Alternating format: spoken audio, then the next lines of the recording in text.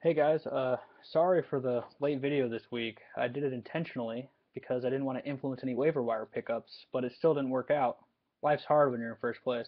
Also, this is like the 30th take because I keep fucking getting interrupted.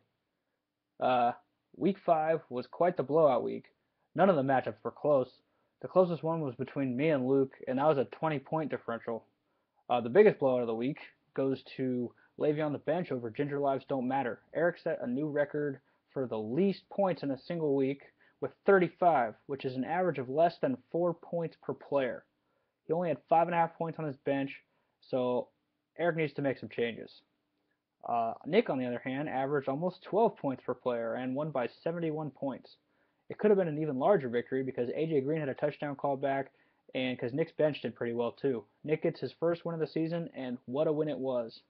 Set up the Colemans also had a much needed win this week, scoring 120 points, 120 and a half. It was nice to see some life from Kyle's team again. He jumps up to 8th place. Just Girly Things is continuing its steady downward trend. Will is now in ninth, but only 2 games behind first. In week 4, remember that Don't Hate the Slayer, Hate the Game, got its first win, and they continued that momentum in week 5, scoring not just their second win, but outscoring everyone in the whole league. Andy Dalton is now the highest scorer in all of fantasy football. Justin Forsett had his best game of probably his career, and the Denver defense continues to be dominant. The only weakness is those damn Broncos running backs. Kyle jumped from last place to 7th over the past 2 weeks. Timmy had kind of an average score and may have gotten a win some other week, but not this week where 5 teams scored over 100 points. Luke shares Timmy's pain.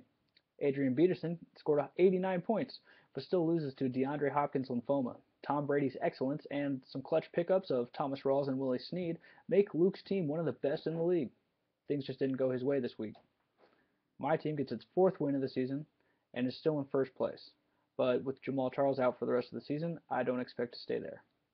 Curtis had a much easier matchup.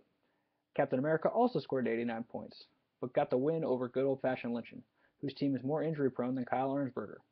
Joey's still in 4th place, but won't be for long if his team can't recover. Curtis is in 3rd and only half a game behind first. Luck of the Ivory continues its winning streak. That's 3 in a row now, as it doubles Brownout on Foster's score.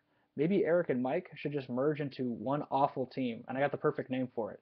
Crappiness. Crappiness. Get it? Uh, if you combined Eric's and Mike's scores, they still would have lost to half the league. And Doug Martin wins Adam the MVP trophy this week. Next week's matchups are Curtis versus Kyle Besa, Brian versus Kyle Ernsberger, Adam versus Luke, Eric versus Timmy, Joey versus Nick, and Will versus Mike. Suck it!